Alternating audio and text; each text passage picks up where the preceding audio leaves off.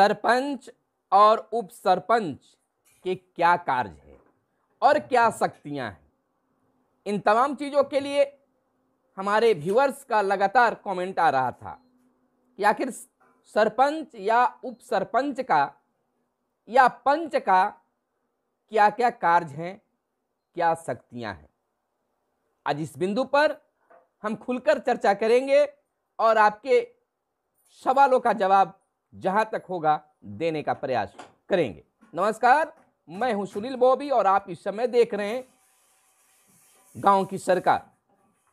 गांव की सरकार में आज की चर्चा सरपंच और उप सरपंच के कार्य और शक्तियों पर होगी। सरपंच और उप सरपंच की शक्तियां और कार्य एक नहीं अनेक हैं। पहला कार्य की अगर चर्चा कर लें तो ग्राम कचहरी और उसकी पीठों का अध्यक्ष होगा सरपंच, और सरपंच नहीं है तो उप सरपंच, यानी कि ग्राम कचहरी और उसकी पीठों का अध्यक्ष सरपंच उप सरपंच होंगे। दूसरा है पक्षकारों के आवेदन और पुलिस रिपोर्ट पर वाद और मामला लेगा, यानी कि ग्राम कचहरी सरपंच साहब जो हैं पक्षकारों के आवेदन और पुलिस रिपोर्ट पर वाद और मामला लेगा, यानी कि जो भी आपके क्षेत्र में कोई कंप्लेन करता है तो उसका कंप्लेन आप ले सकते हैं, पुलिस रिपोर्ट पर वाद और मामला ले सकते हैं। तीसरे नंबर पर अगर बात कर ले तो पक्षकारों और गवाहों की उपस्थिति के लिए कार्रवाई करेगा।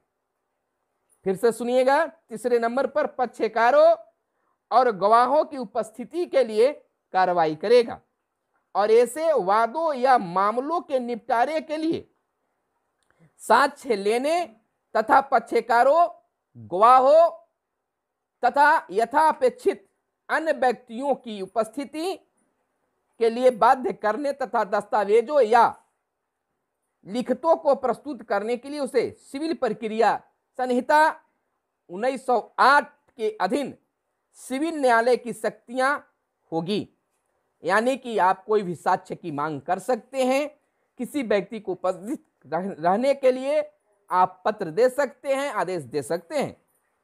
चौथा नंबर पर अगर बात कर ले तो यथाविहित अन्य शक्तियों का प्रयोग और अन्य कर्तव्यों का संपादन करेगा, यानी कि जितने भी ऊपर बताया गया है यथाविहित जो भी हैं उसका आप भरपूर प्रयोग कर सकते हैं, शक्तियां दिखा सकते हैं।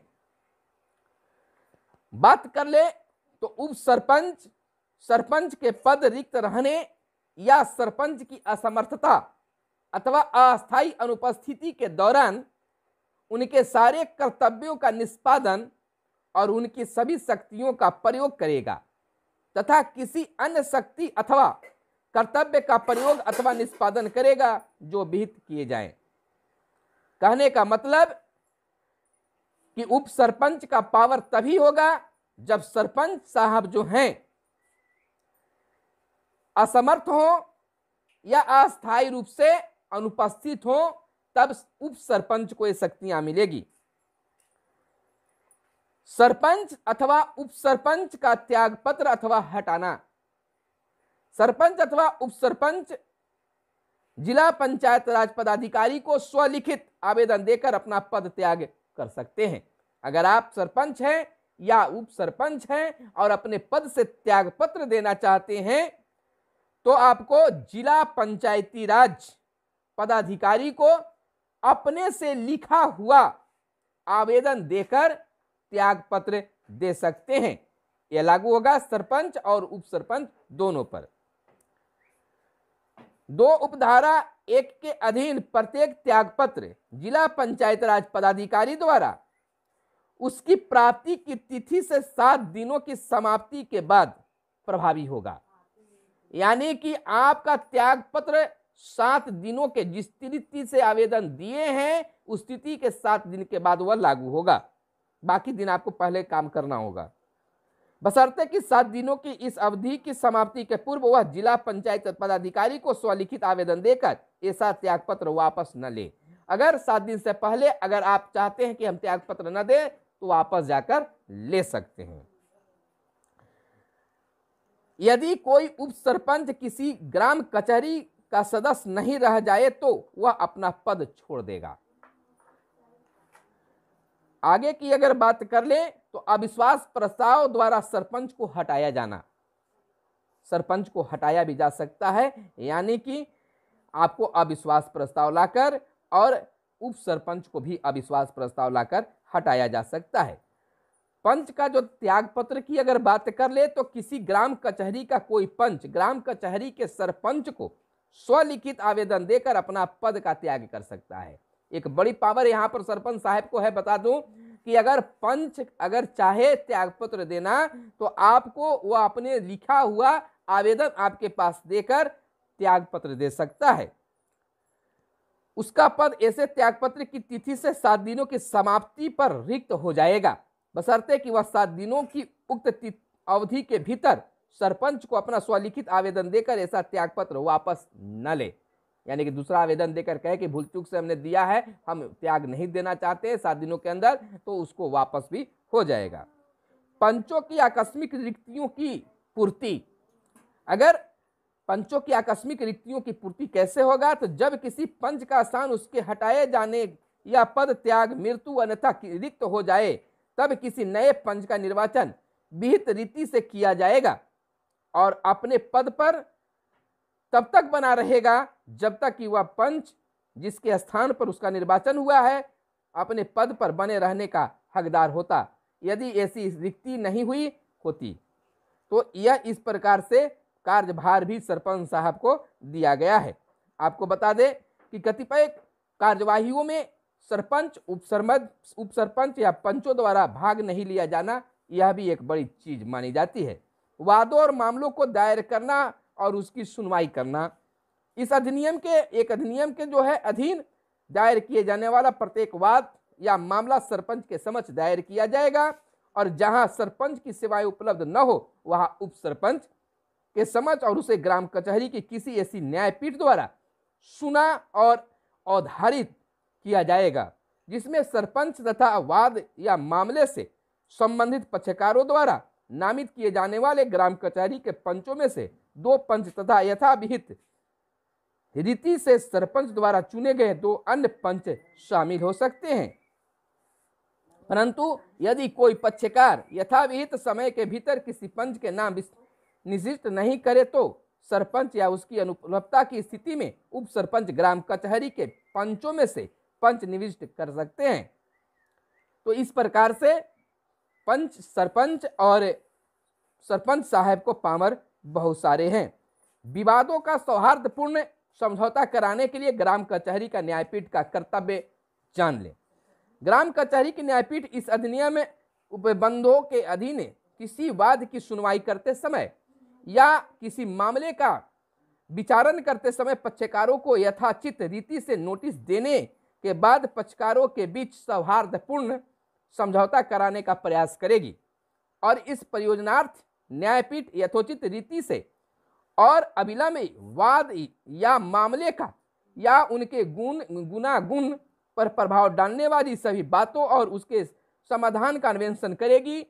ऐसा करने में वह ऐसी सभी विधिपूर्ण बातें कर सकेगी जो उचित और सौहार्दपूर्ण समझौते कराने के लिए पक्षकारों को उत्प्रेरित करने का परियोजनार्थ उचित समझे और जहां ऐसा समझौता हो जाए वहां न्यायपीठ उसे अभिलिखित करेगी और तदुपरांत अपना निर्णय देगी। सारे पक्ष को सुनने के बाद और तभी अपना निर्णय देगी। सौहार्दपूर्ण समझौता न होने की दशा में ग्राम कचहरी की न्यायपीठ द्वारा विवाद की जांच करना तथा उस पर निर्णय देना। यानी कि अगर सौहार्दपूर्ण अगर समझौता नहीं हो पा रहा है तो आप समय लीजिए, उसकी जांच कीजिए और उसके बाद में आप अपना निर्णय दे सकते हैं। हम इसका विस्तार से बताएंगे। फिर ग्राम कचहरी की न्यायपीठ द्वारा अपनाई जाने वाली प्रक्रिया। इस अधिनियम के उपबंधों तथा इससे निर्मित सरकार द्वारा बनाए गए किन्हीं नियमों या दिए गए निर्देशों के अधीनस्थ ग्राम कचहरी की किसी न्यायपीठ द्वारा अपनाई जाने वाली प्रक्रिया ऐसी होगी जो वह उचित और सुविधाजनक समझे।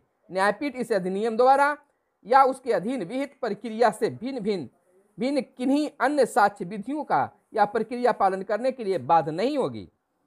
निर्णय का रूप कैसा हो? ग्राम कचहरी की किसी न्यायपीठ का निर्णय लिखित रूप में होगा और उस पर इसके सभी सदस्यों का हस्ताक्षर होगा। उसमें इस निमित्त सरकार द्वारा बनाए गए नियमों का यथाशीघ्र विशिष्ट अन्विष्ट होगी, परंतु न्यायपीठ के किसी सदस्य द्वारा निर्णय पर हस्ताक्षर नहीं करने पर ऐसे निर्णय की विधि मान्यता पर कोई प्रभाव नहीं पड़ेगा।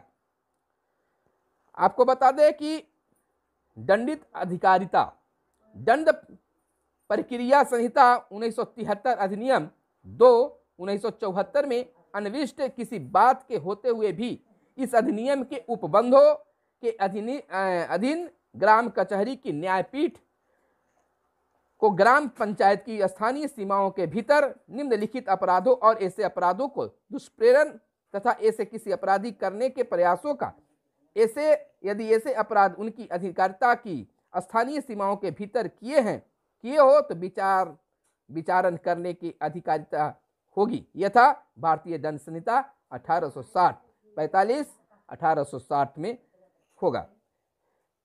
तो इस तरह से बहुत सारे सरपंच का पावर दिया गया है, जो हम धीरे धीरे बारी बारी करके हम बताएंगे। ग्राम कचहरी पीठ का दंडनीय शक्तियां क्या है और उसके बाद झूठा तुच्छ पर परेशान करने वाले अभियोग से संबंधित मामला में परिवार द्वारा चुकाया जाने का प्रतिकार कैसा होगा, सरपंच की दंडनीय शक्तियां क्या है, दंड देने की शक्तियां क्या है, इस पर भी हम चर्चा आगे करेंगे।